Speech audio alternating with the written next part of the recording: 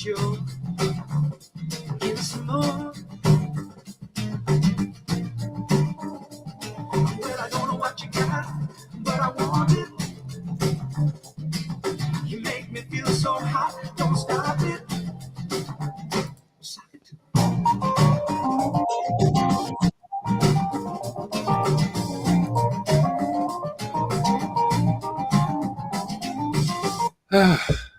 It's Friday again. Who knew? Ooh. Yeah. Thank Friday. Yeah. Well, welcome everyone to another thrilling episode of that album. And Labi Siffre. Now, here's an interesting thing. Well, maybe it's not an interesting. Labi Siffre, a name that I knew from my childhood, because Labi Siffre was kind of on the playlist and whatever of Radio 2. I didn't even know whether Labi Siffre was a man or a woman. Wow. I really didn't understand anything about this. So this has been quite a week for me. So interestingly, I grew up with Labi Siffre, and when I say grew up, I mean not as a toddler, but Labi Siffre for me was something inside so strong. I was fortunate enough to go to South Africa in the early 80s, so I saw apartheid at its height, and so the song "Something Inside" always resonated with me. Having picked up on that song and adored it, then discovered that he wrote "It Must Be Love." Love. Yeah. And then discovered that. And that was it. And actually, it's only been the last 3 or 4 years that I've discovered early Labi Siffre and gone, wow, this guy has got a back catalogue to die for. Why don't more people know this stuff? So I didn't know who he was apart from... Yeah, it's... I mean, it's funny that you... I say funny. I mean, strange that you should say about apartheid, because it's one of those things that now, looking back, it seems so surreal, doesn't it, that such a thing could have happened. And, you know, Lethal Weapon 2, where, you know, there was the apartheid story going on there, and the people from South Africa, you know, in the embassy and whatever. And the whole Nelson Mandela thing seems like another lifetime, really, doesn't it, in many ways?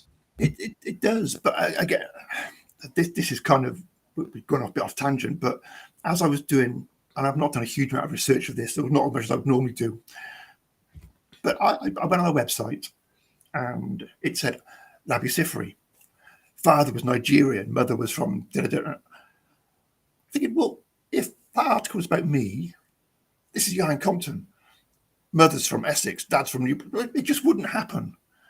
But because he's a black gentleman, it happens. And they say, oh, your father was Nigerian. It's not important. It's not relevant. So actually, whilst we haven't got apartheid, we've absolutely still got racism. Yeah, absolutely. And it is interesting, isn't it, that would be the defining introduction to the person rather than famous for the following things. But I think that you know, that time was a very interesting time. So I always like to do a bit of stuff on what's gone on during the so that year, Bloody Sunday, miners' strikes, the Ford Granada was announced, Jesus Christ Superstar debuted in the West End, the first Mastermind was broadcast, the first Access credit card was launched, there was the Cod War, Aardman Animation was founded, and TV was Are You Being Served, Cold It's, Pebble Mill at One, and Record Breakers. You know, so it's like so much of that. It resonates with me. And, you know, I may not remember that from 72, although I was around. It may have been later, but that kind of mood of what was going on in the country and how it was kind of very different to where we are today. So Mark Owen, Tim Peake, James Cracknell, Martin Lewis, James Martin, Jerry Halliwell, Frankie Boyle, Jimmy Carr were all born. Frankie Boyle, funny you should have mentioned him. Films, great films. Silent Running, Deliverance, The Mechanic, Charles Bronson version, The Poseidon Adventure, and The Godfather all came out. Watership Down, the book, Charlie and the Great Glass Elevator, All Creatures Great and Small, The Stepford Wives and The Odessa File, were published, and albums. Close to the Edge, yes. Rise and Fall of Ziggy Stardust, Harvest, Neil Young, Paul Simon, Transformer, Lou Reed, T-Rex, Machine Head, Black Sabbath, Chicago 5, Let's Stay Together, Al Green, Talking Book, and Pink Moon, both of which were... there's a few that have been featured on this show. Yeah. And amazing year for music. So what prompted you to pick this album out of all of the ones that we had, or the options that you had? Why this? I think having, and I've listened to his entire back catalogue, of which is, I think it's 143 different tracks. This album is the one for me that sits together as an album the best. There isn't a dud on it, in my opinion. But there's enough variety that you don't get bored. The songs are, and we'll cover this as we go along, the songs are relatively short and snappy, and you don't ever really get tired of it. And it's an album that you can sit and just listen to, or it's an album that you can have on the background and be quite happy just shuffling around with. So I think it's probably his best album for me, anyway. Yeah. So when you suggested this album, I looked at the cover, obviously, and I just thought, yeah, you had me at that point, because one person and their guitar, and obviously I play the guitar a bit, so that resonates with me. But play the guitar. Yeah, did you not know? But there's a real purity and a simplicity to that kind of ethos behind it. So it doesn't matter whether it's James Taylor or it's Joan Baez or it's Labi Siffre or whoever it may be, Nick Drake, whoever the person is, the voice accompanied by them on the guitar has a real beautiful simplicity to it, I think. And I think there's nowhere for crap music to hide in that environment. You get a big overproduced band with lots of big drum solos and stuff, and actually even the best albums, you see from your t-shirt, like Dark Side of the Moon, it's got some dogs on, it's got some amazing tracks, but it's got some shitty tracks as well, and that's because if that doesn't get you any comments. Yeah, doesn't get you comments. Absolutely. It might be that comments aren't working for some reason. So anyway, anyone out there, leave a comment and we'll see if we can get them out. But yeah, I mean, this album was a really interesting thing for me to start to explore. And one of the things that I particularly was impressed by, Labi Siffre, vocals, guitar, bass, piano, electric piano, organ, and Celesta on this album. Yeah, that's. So if you get the chance, there was Alan Yentob is a big Labi Siffre fan, right? And he did I think it was Horizon. Mm-hmm. He did a documentary on, I think it was Horizon, on Labi Siffre, where he went to speak to him a couple of years ago. And I think it was probably that prompted me to go search out Labi Siffre's stuff, because he is a really, really interesting man. He is a gentleman. He is a philosopher. He is a poet, an activist. It's just amazing, So and you think, I want to go have dinner with this gent. I want to sit down and talk to him and hear his stories. But in that program, he sings some of his songs, and I think it was shot in Spain, which means it's post the death of both of his husbands, who died in 2013 and 2016. So it's in the last couple of years, and he sat there doing versions of his song on the guitar, on the keyboard, and he slowed them right down, and they're much more melancholy. And it's just, you can tell he's got a jazz background, you can tell he's got a folk background. Everything is just there, and you think, yeah. And even at 70 something, he still sounds good. I'd still pay go see him tomorrow. Yeah, absolutely. So first of all, thank you very much for joining us, Helen. I'm glad your power's back on. how awful. 13 days without power. 13 days without listening to Labi Siffre. Fortunately, if you could play 13 days with no tech emails and stuff, that'd be brilliant. No emails. Yeah, awesome. 13 days without power means 13 days of playing the guitar by candlelight. You know, there are worse things to do with your time. And drinking scotch has already been made, yeah. Yeah, keep you warm. So should we have a little burst of the first track? Please do. I am a free man, and my father, he was a slave. I have been broken, but my children will be saved. Saved for the fire of man's desire. Saved for tomorrow with today's sorrow. Saved for a Jesus who does not need us. I mean, that's an incredibly brave opening to an album, isn't it? A bit. Yeah, you've just told us he plays the guitar, the piano, the da da da da da, and he's gone. No, none of that. I'm doing it a cappella. Here we go. I mean, incredible, and I think that you know, clearly he's got a fantastic voice, but he is so beautifully in tune. This is before any of that auto-tune crap came along. This is like somebody that can just sing in the middle of the note, every note. Yeah. And just lovely.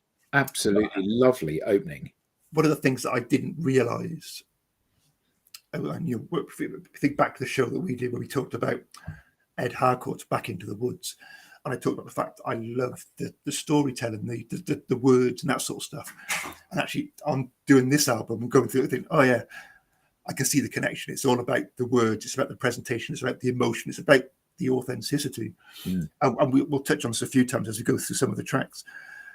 It's a simple message, but it's a message that we can all resonate. We all have some resonance with. We look at it and go, I know that feeling. I know that emotion. I understand what he's trying to say there.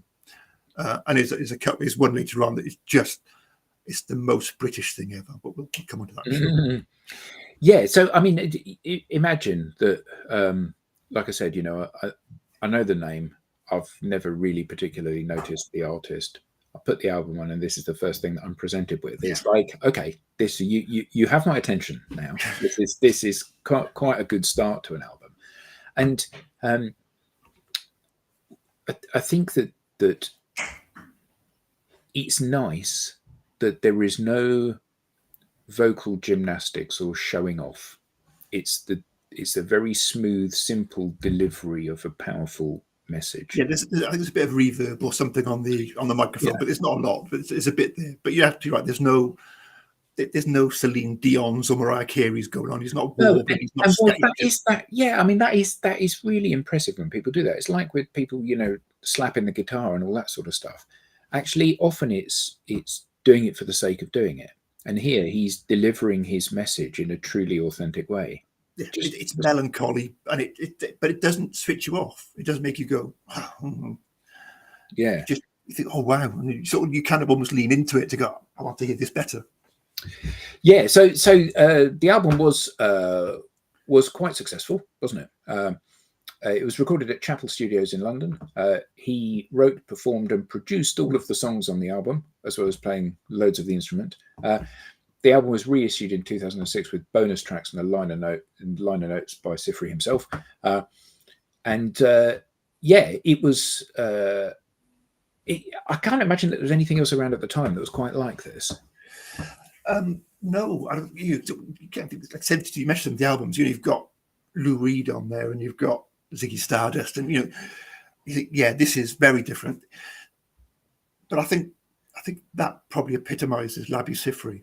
He's done what he wants to do. He talks about at the age of 14 writing a manifesto of what he was going to do with his life, and he was going to do art, and he was going to be a philosopher. And ironically, he now looks back at life and goes, well, actually, what a pretentious thing to do, but I've done it. I've stuck by my manifesto. And he had decided that the arts was the way that he was going to go, but he was going to do it his way. And that's something that just you look at his entire back catalogue, and it's all done his way. He talks about his first real introduction to music being through his father, and his father was a very domineering, patriarchal type figure in his life, to the point where he didn't notice his mother really until his father had died. He was that sort of dominating, but his dad used to play all the big band classics, all the jazz classics. So he's been brought up on all this stuff and gone, okay, I know what I want to do. Yeah. And I think you hear Frank Sinatra, for example, in some of his deliveries, and he's clearly listened to it and gone, oh, I like that. I'm going to try and replicate it. Yeah. So on to track 2, Cannock Chase. I couldn't find out anything about this particularly. So Cannock Chase is about a place. Well, Cannock Chase is a place. Yeah. It's in the Nottingham area. It's where he was brought up. And when you read the words, you kind of go, oh yeah, I can see this. This is his place. That's what he's talking about.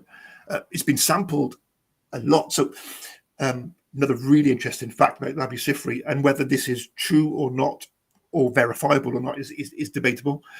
But he is the most sampled artist by the hip hop generation, and they liked the simplicity and the structure of his music, and it was very easy for them to go, oh yeah, I get that, and sample it and loop it. So this has been used by the Wu-Tang Clan. Who would have thought this show would get a mention for the Wu-Tang Clan? That's a Paul territory, that one, I'm sure. Yeah. But yeah, but it's about his hometown, and if you listen to the words, you can hear it. It's about where he grew up, and it's about his affection for that growing up in the area. So here we go.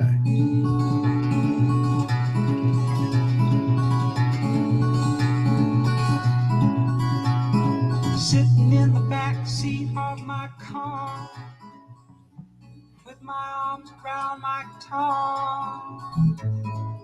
And the rain falls from the roof of the world. Nothing around, just the trees and the ground. There's a bird in a tree singing a song just for me. Just for me.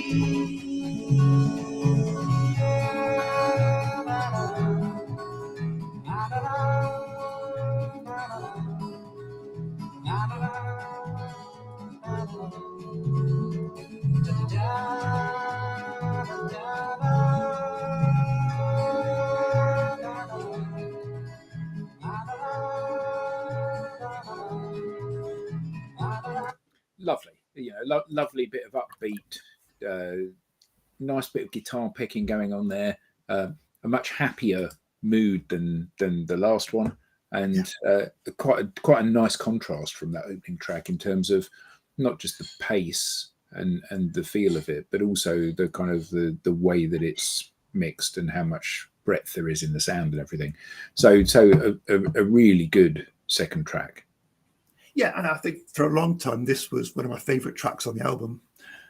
And I'm a bit of a, well, aren't we all we're a bit music nerds when it comes to this sort of stuff. I get really excited when I hear this being played on TV programs, because occasionally you'll hear it as a backing track.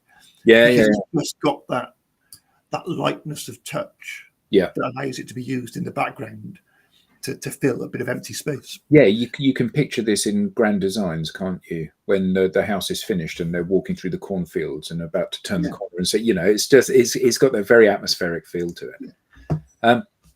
So Fool Me a Good Night. This track explores themes of heartbreak and betrayal. Bluesy, soulful vibe, slow tempo and emotive instrumentation. Tells the pain of being deceived by someone he loved. Lines like, fool me a good night, I'll cry myself to sleep. Fool me a good night, I'll wake up and weep. Yeah, which is interesting. So Labi Siffre says that from the age of 4, he knew that he was gay. And he talks about, as a gay black person, you have to deliberately have a plan and a structure to go and find your lifelong love. It's much easier for the heterosexuals. There's more of them, and you kind of stumble through. But as a gay black man, you've got to be more structured. So he set about finding his true life love, and seemingly met him when he was sort of 18, 19 years old. And a lot of the songs on this album talk of love. It is a love album, and I suspect it was written about Peter, his partner, who. And the funny story is, he met. I think it was Peter. I'm sure it was Peter. He met him at an event or something. They had a lovely night together. Went home. Following morning, both left for their respective works. And Labi Siffre said at lunchtime, he went, "Oh heck, I didn't take his number, and he didn't take my number. How are we going to find each other again?" So Labi Siffre went back to the place where Peter lived and went, "Oh heck, all these houses look the same. I don't know which house he lives in." Mm. He went up the road and sat on the wall outside the library and sat there all night until the following day when Peter came out of the house to go to work. And he went, "Oh, I'm glad you came back." And that was it. They moved in together, and they moved together 40 years until he died. Isn't that beautiful? Yeah. I mean, That's really lovely, isn't it? Yeah, it's a wonderful story. Yeah. So here we go. Fool Me a Good Night.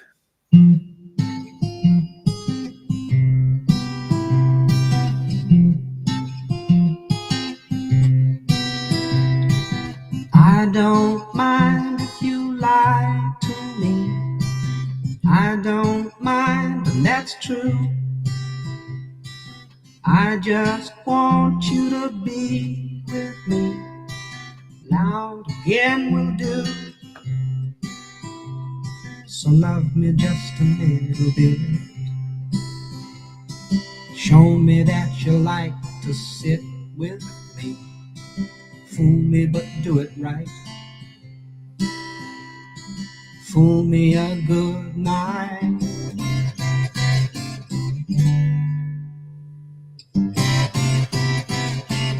I think this is my favourite song from the album. I really do. I can imagine you trying to play it.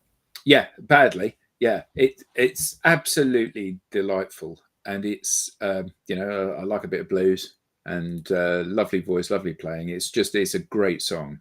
But it's just like the bit we've just cut it, and then it does it twice, and you go, "That's enough. That's perfect." Because you lean into it, and you go with it the second time. Yeah. It's great. Which brings us on to "It Must Be Love." And oddly, I kind of recognise this song for some reason. Yeah, I can't imagine why. I mean, I'm sure it's been sampled or covered by somebody. Yeah. I think what is really interesting about this, which certainly for me is a testament to how good Labi Siffre is so you know that you would have heard "I Will Always Love You" by Whitney Houston before you heard it sung by Dolly Parton, probably. And because of that, Whitney Houston owned the song. Yeah. And oftentimes you hear the song, the covered version, before you hear the original version, and you think to yourself, okay, well, that's the right version. So I grew up with this, obviously the Madness cover, which was really good and I really enjoyed. And I heard this for the first time and I thought, I've been listening to the wrong version my entire life. So to pick up on an earlier point, I think that's the testament to great songs. You know, when we hear, when you hear, I don't know, Muse or Zeppelin or somebody doing this wonderful, wonderful rock performance, it's then when you see done acoustically and it still stands up that you know it's a great song. And Clapton did it. You know, Layla as an acoustic song was as good as the electric version. Yeah, absolutely. Another album we've covered on the show. And I think this, when it's stripped back the way that it's stripped back now, the way it's presented, just brings with it something special. I think you're right. I think you've been listening to the wrong version. Yeah, this is absolutely beautiful.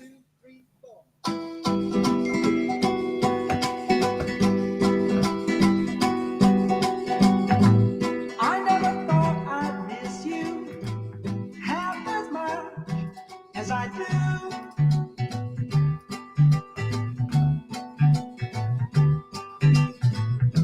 And I never thought I'd feel this way, the way I feel about you.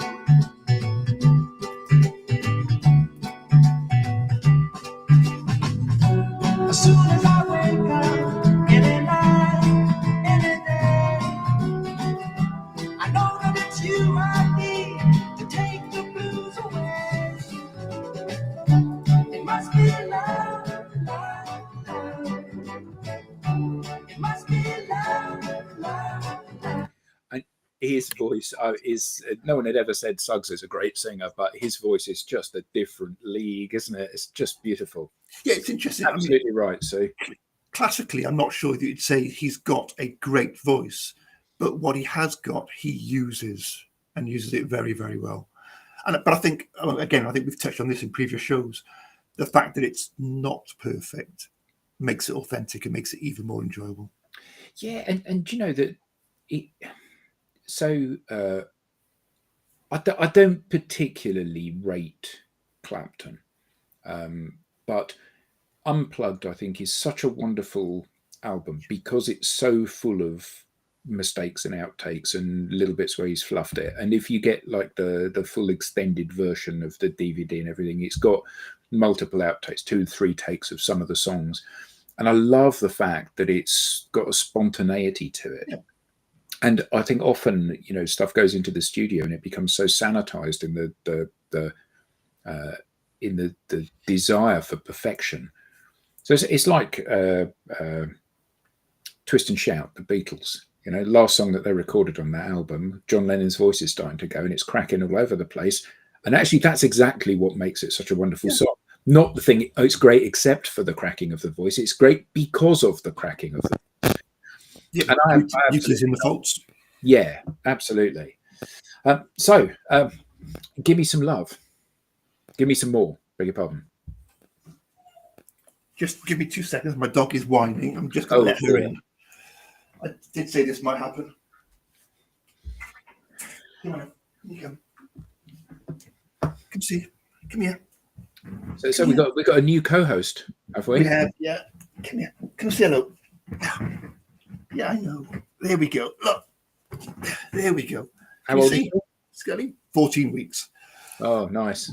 That's it. We're now going to break the internet, put a puppy on the screen. Yeah, absolutely. It's what the internet was made for, isn't it?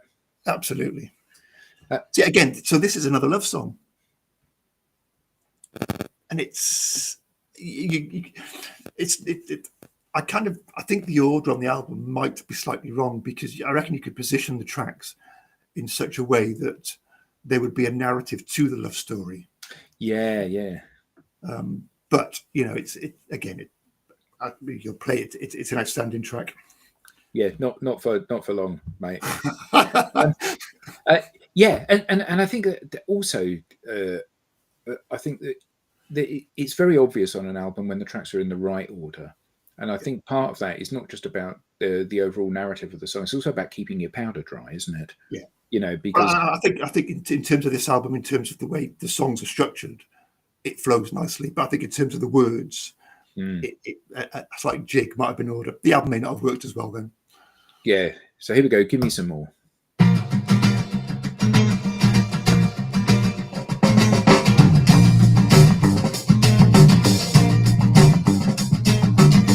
Oh, it's a beautiful day. Oh, I never felt this way before. Give me some more.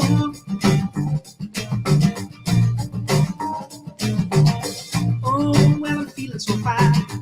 Oh, you know I lose my mind for sure. Give me some more.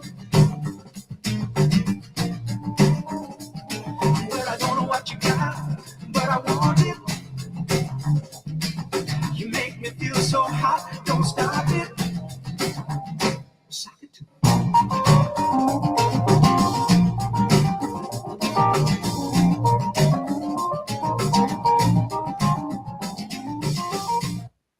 Yeah, bit of organ there. Very, very nice. Very nice. Subtle organ, no, not too in your face, just a little bit in the background, just to give it a bit of depth, a bit of texture. Absolutely. And one of the things that I was surprised about was that electric piano was played by obviously Labi Siffre, but also by Francis Monkman, who went on to be the keyboard player in Sky. Oh, okay. A blast from the 80s there. Great group. Yeah, one of the bits of music on the, I don't know, piano to piano there. Yeah, one of the bits of music on there is Sky's version of Toccata. Yes, very nice. Very nice. You can multi-track that, can't you? A bit on the piano, a bit on the guitar. I can't, no. Yeah. But someone that could play either of those two instruments probably could. So, Blue Lady.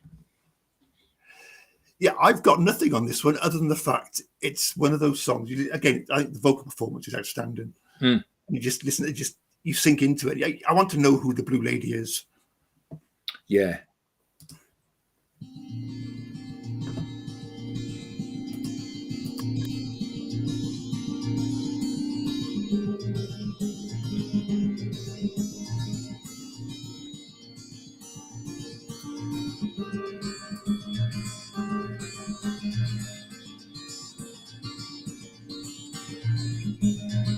Blue lady, blue in your hair, butterfly glasses, sensible shoes,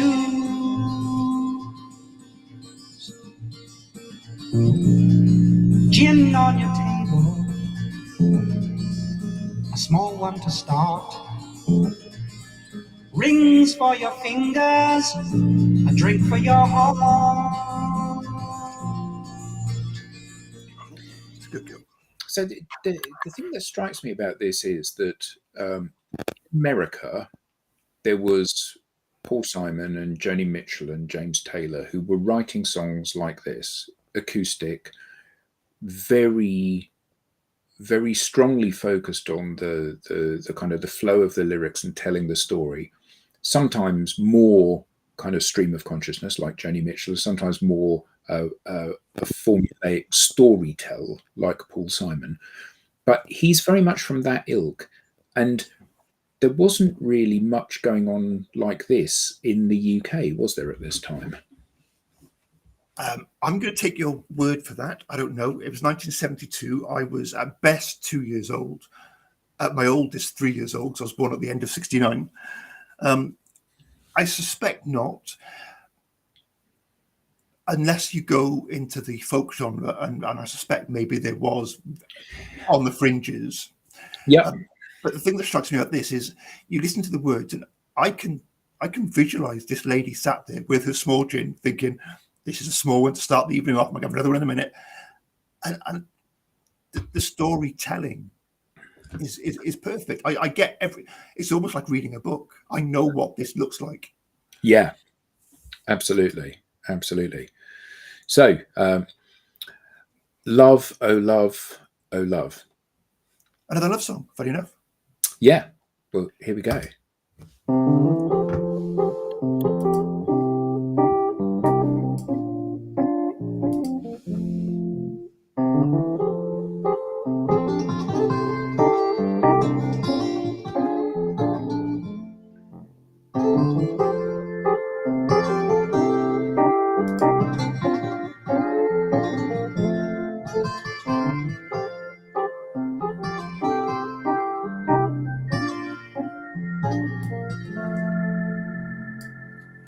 One, two, three.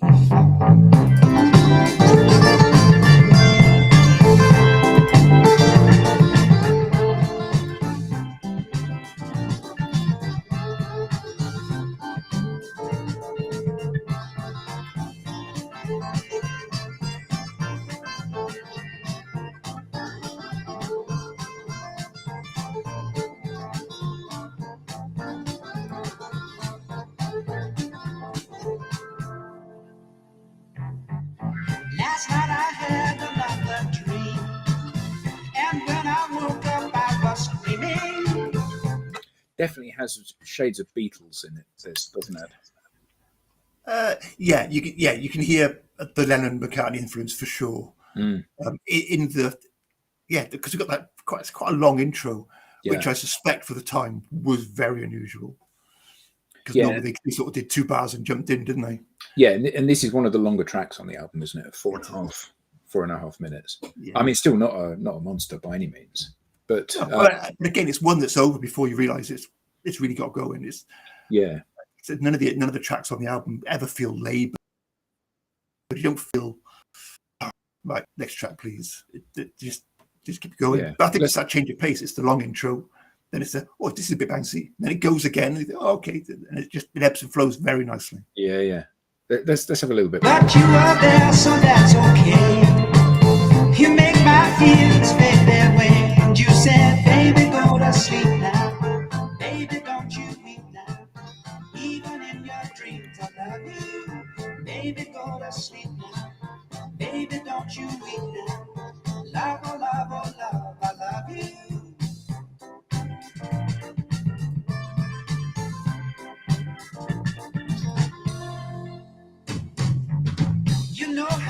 easy I get sad. It's a real toe tapper as well, isn't it? So, Paul Simon, you mentioned Paul Simon. This smacks of Paul Simon. You can imagine Paul Simon singing this. Yeah. Yeah. So this brings us on to the title track. Crying, Laughing, Loving, Lying. Acoustic driven arrangement with his warm, soulful vocals taking center stage. Lyrics are poetic and philosophical, capturing the duality of human experiences. Lines like crying, laughing, loving, lying makes the world go round. Yeah, it's a worthy title track, isn't it? Yeah, I think so. I mean, my favorite song on the album hasn't come yet. That's still to come, but it was a later album title. But I also think it's an interesting song. The title, Crying, Laughing, Loving, Lying, you kind of go, there's no punctuation. What does that actually mean? And I think it leans to his poetry side, to his philosophical side. But it's got very, very few words. It's almost, if it rhymed better, it'd be a limerick. It's almost that sort of length. The a show with Ieuan and Ad did a series of albums that weren't bad. Like that, you mean? Yeah, exactly. Yeah. Almost Labi Siffre-like. Yeah. Labi Siffre-like in its sophistication and charm. So here we go. Crying, Laughing, Loving, Lying.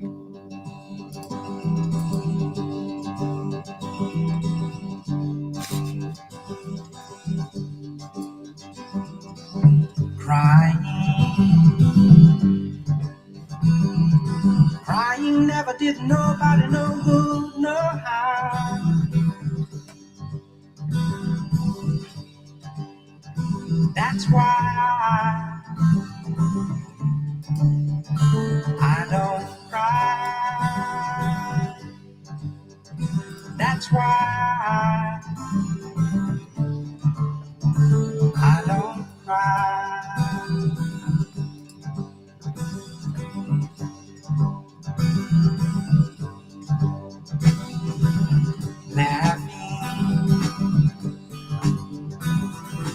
Laughing sometimes does somebody some good somehow.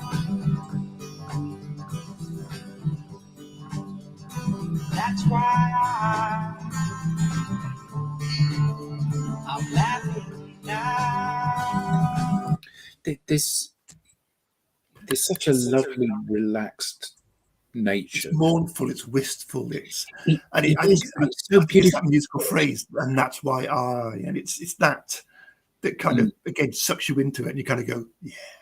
You can feel your heart rate reducing as he goes, and that's why Yeah, it's kind of quite Simon and Garfunkel-y from that perspective, isn't it? I can't remember which Simon and Garfunkel song it is. April, come she will. You know that one. Forget what it's called. But very similar to this, or this is very similar to that. I don't know which one came first. My song. Oh no, Hotel Room Song. Hotel Room Song. Yeah. So what have you got on this one? Well, this one is just genius. You kind of look at it and go, oh yeah.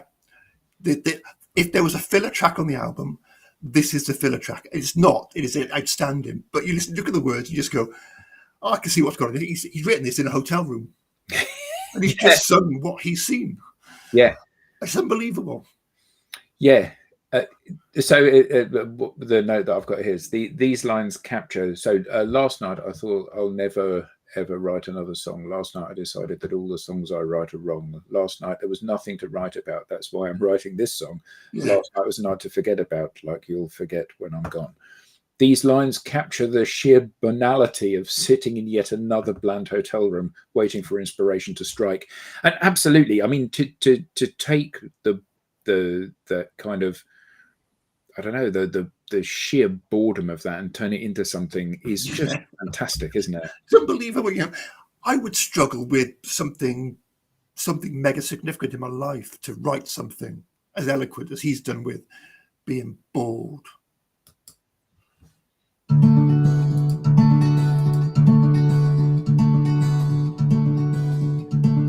Sitting in a hotel room, have to start work soon.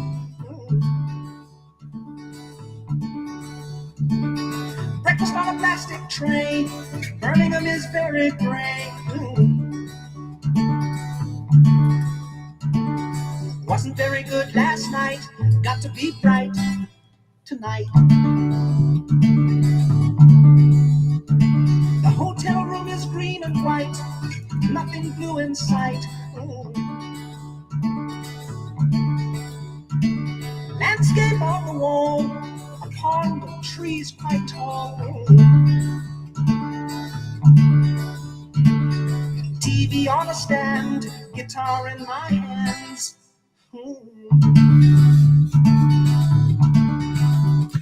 It's very cool, isn't it? That this song, very, very cool. It's you think, has he really done that? And he has. But again, the guitar is just, it's repeated. It's a very simple finger pick. It's not a huge number of chord changes. It's very, very repetitive, but it just works. And you think the simple things in life sometimes really are the best. Yeah. Great song. And I know what you mean about it being a filler, but it isn't, is it? You know, it's a filler because he's obviously thought, I've got to write a song, and he's written a song. Yeah. So my song. Yeah, my song, probably my favorite track on the album. And this is the one that I was referring to. That so Labi Siffre is quoted as saying a number of times that obviously he's black and he's gay. He has got abuse every day of his life for being black and for being gay, but he gets more abuse for being gay. And this is his song, and him saying, I don't care what you think about me, about how I live my life. Fuck you. This is my song. And it's the most British thing ever. Yeah, I mean, there's a very strong, I mean, it's hinted at in the name, but it really, the lyrics, is a very strong autobiographical feel to this, isn't there? Yeah.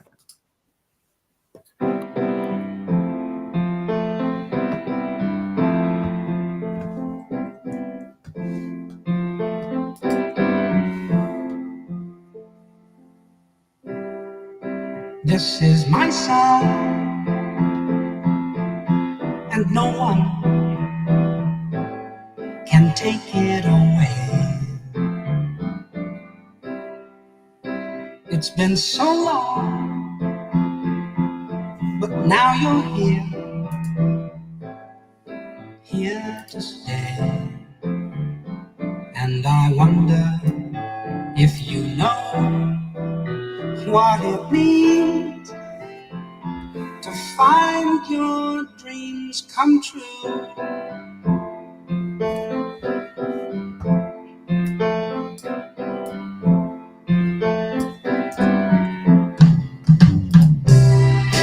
This is my song,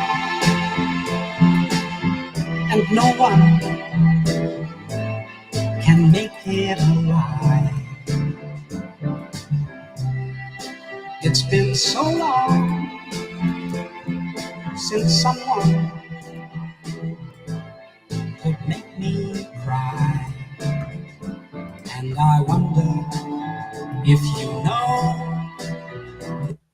Lovely. I mean, there's kind of elements of the sort of, I don't know, Burt Bacharach-y type melody in here, isn't there?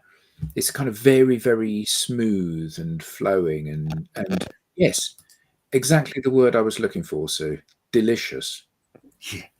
But I think some of that comes from, if you ever listen to the interviews, he talks about the stuff that he grew up listening to. And obviously you've got the big band stuff, so Bacharach would fall into that type of the stuff he'd grown up with. But actually, him as a man, he is very, very smooth, very soft, very eloquent. And I think that translates into the style of music as well. I think what we're seeing him in musical form. Yeah. I think that's certainly, from what I've read about him, that seems to be the case. And the next track kind of carries that on. A melodic arrangement with lush harmonies and a soothing rhythm. You know, it's very kind of, I don't know. Easy listening is a very derogatory term for a style of music, or can be taken that way. But it is kind of easy listening, isn't it? But in a really nice way. It's stress relieving listening rather than easy. I mean, you're quite right, because easy listening, you kind of think, oh, that's derogatory. That's background music on one of the odd digital channels and stuff. But I think the songs on this album stand up to critical listening, and I think that might be the difference. Yeah. But this next song, this Till Forever, is absolutely a love song. You can almost imagine him sitting up in bed, watching over Peter, his partner, and writing this down. And it's just testament to the man. I think that, again, you sit there and you can visualize it as he's singing. Yeah.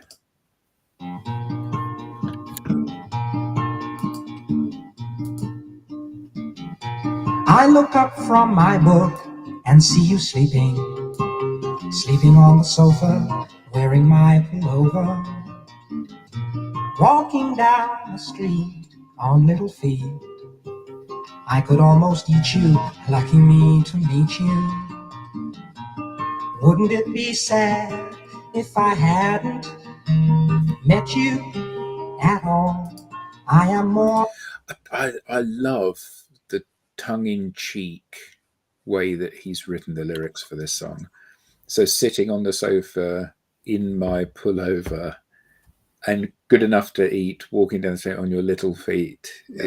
I'm so lucky that we did meet. It's kind of there's something really naive and charming about this, isn't there? Yeah, and I think he'd have been 22 when he wrote this. He was born in 54, 55, wasn't he? No, 45. 45, sorry. So he'd have been 50, 60, 70. He'd been 30 something. He'd been in his 30s. Okay, older than I thought. Yeah, but so he's mature enough to be able almost to poke a little bit of fun at himself with some of the words and the lyrics that he's using. More than glad that you found me. Put your arms around me. Now, after all this time, I still adore you. Need you more than ever. Love you till forever.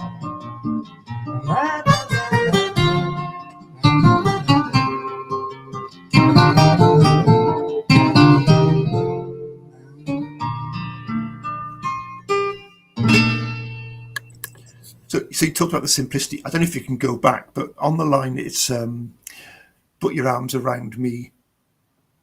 Yeah. Now, and yes, it's very simple. Yes, they rhyme, but it's just musically the way that he does that. Yeah. There you go. More than glad that you found me. Next line. Put your arms around me. Now, after all this time. Yeah, lovely. I love those little details. They're superb. They're absolutely superb. Yeah, I mean, this song left me wanting more. Okay. So it's a shame that it's only a minute long. 15 seconds long, yeah. Yeah, because it's almost like a little palate cleanser, isn't it? We've had some soul searching and some not heavy themes, but we've had some stuff which has lush, rich harmonies and complex melodies and now we're into something which is almost like a little lollipop piece, isn't it? And it's, I mean, you're quite right. It's the sherbet lemon before you get your sweet. Yeah. You're quite right. It is that palate cleanser. I've never thought of it like that, but yeah, it absolutely is. Yeah. So onto the last track. Come on, Michael. I've got nothing on this other than the fact I now want to know who Michael is. Yeah, absolutely. I mean, I think it wraps up the album really nicely, doesn't it? I mean, reading the stuff about the album, Pi Records. Yep. Pi is a name from the past. Yeah, but I mean, it kind of feels like it's been annexed over in, on the edge of the musical world, doesn't it? So I think Andrew said, if it had been a different generation, it would have been more celebrated. I've been blown away by the quality of musician and man that he is. So the depth of stuff that he's put down, the kind of the openness with which he's explored himself and relationships, the quality of his musicianship and his songwriting and his lyrics, it should have been. He should be a household name, shouldn't he? This should be. Well, he should be a household name for more than just Something Inside So Strong. Yeah, absolutely. Bring on Little Feat. Yeah, absolutely. Another great band. Yeah, and I think that there are lots of things, sort of musical techniques and styles of the time that are quite apparent here. So it's very much of its time. But that said, I don't feel that this is particularly dated as an album. No, I think this stands very comfortably alongside Nick Drake's albums. Yeah. I think Andrew's point is absolutely bob on. I think maybe not even a different time, but maybe if he wasn't black and he wasn't gay, he may have got more acclaim. Yeah, because 50 years ago, there was a very, very different place. Yeah. Being gay was a big thing, wasn't it? And being black was very much, it was still at a point when, I don't know if you would have still seen the signs, no dogs, no blacks, no Irish. Well, yeah, I mean, so Labi Siffre talks about the first time he saw that sign. Yeah. And feeling, violated by seeing it and understanding what it meant. And I think he's sort of a young teenager at the time. Yeah, and I think that and it's one of the things about kind of diversity and inclusion. I'm a middle England white heterosexual male, so I don't know anything about prejudice. Yeah, and living with so much privilege. Absolutely, and to try to comprehend the struggle. You can sympathize, but you can't empathize with people that have been through this stuff, because they're insurmountable mountains for many people. And hearing him write about it, and him to have found an outlet for this in a way where he doesn't have to be ashamed of the fact that he's gay and black. He can celebrate it and use that as one of the tools in his arsenal to actually tell a story. And he must have inspired countless other people, mustn't he? You'd like to think so, although again, a bit of research for the show.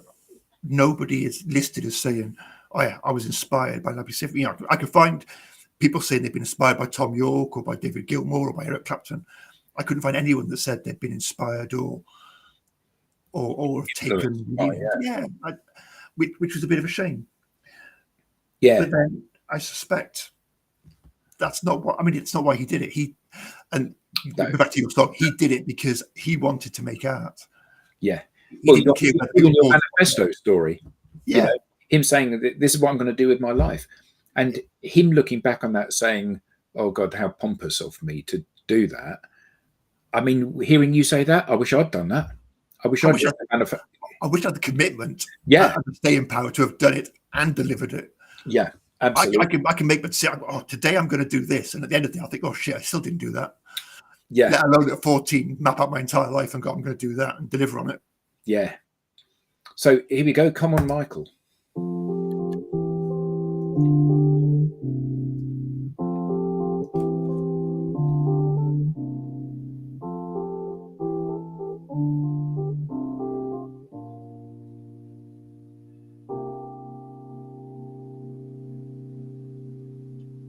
Me and my friends have a friend called Michael. Me and my friends. Well, me and my friends have a message for you, Michael. Me and my friends. Well, come on, Michael. Push a little harder. Try a little more. Get your feet on the floor. Come on, Michael. You can make it if you want to. It's just not the same without you.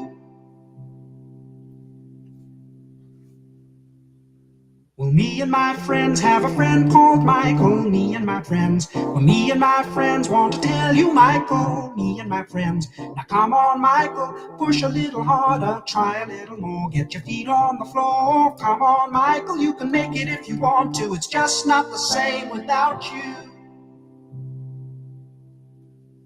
Well, the sun shines with a frown on his face, and the sighs and sighs all over the place. So come on, Michael, do what you can. We're talking to you, Michael, do you understand? Do you understand? A lovely way to round out the album. And I'm reading some more in my notes here. Siffre's work, including this album, often addressed themes of love, identity, and social justice, making him a voice for marginalized communities. His music has been sampled by hip-hop artists, including Eminem, though not from this album, who's used a sample from Siffre's song I Got The, from his 1975 album Remember My Song, in the track My Name Is. So, but Labi Siffre said, yes, you can use my sample, but you can't reference niggers, hoes, and gave him a list of stuff that he couldn't do. He said, I don't reference in the video. You can use the sample, but you've got to do it to my moral with standards. Respect. Yeah. Yeah. And Eminem went, all right, yeah, fine. And yeah, listen to that song, watch the video, and it stands apart from all of his other bodies of work. But it was because Labi Siffre said, you can use it, it's fine, but on my terms. Yeah. I just, you've got to admire anyone that's, because he would have got a lot of money from Eminem doing that sample. Yeah, and you know, although Eminem is he can be challenging in some of the things he says, he does seem, by all accounts, to be a fairly decent chap, doesn't he? And I've never met him. I'm assuming so. Yeah, I mean, he hasn't been around for weeks, actually. Oh, so, no. Gutting. You get a new guitar and tell him you've got a new guitar, I'll be around, I'm sure. Good point. I'll give him a call in just a moment as soon as we're done. Yeah, so a great album, and you know, this is show number 122. Wow. So we've listened to a lot of albums on these shows, some of which I know and love, or knew and loved, some of which I knew and thought, you know, they're okay, many of which are albums that I've not heard before. And particularly in the last 6 months, and this may be a reflection of me rather than the music that people are bringing to the show, it's been a really fantastic education for me, learning new albums from new artists and the passion of the people. Or new albums from old artists. Yeah. Well, new to me, I mean. But yeah, the passion and the love that you and the others have brought to those has made me view them in a very different way to perhaps how I might have done. And this will be on my playlist. You know, this is a great album, and I will listen to this again and again and again. So you know, hit, miss, maybe. This is a very definite hit for me. I've absolutely loved having a week of listening to this. So, Ieuan, thank you so much for bringing this with you. So next week I'm joined by Andrew. And he is bringing the House Martins, London Nil Hole 4. Oh, their debut. Nice. So, again, not a band I know. I'm so ignorant, aren't I? What an ignorant host to have on a music show, because everyone's bringing these things and I'm going, nah, don't know that. Nah. Yeah, but I'm sure that you could introduce us to just as much music. Well, yeah, I may get the opportunity one day. You never know. Yeah, I'm waiting for a Pentangle album to drop at some point. Yeah, well, it will. There's no doubt about that. So, Ieuan, thank you very much. Everyone in the audience, Sue, Andrew, all of you, Helen, thank you all so much for pitching in and having some fun. And until next week, have a great weekend, everybody.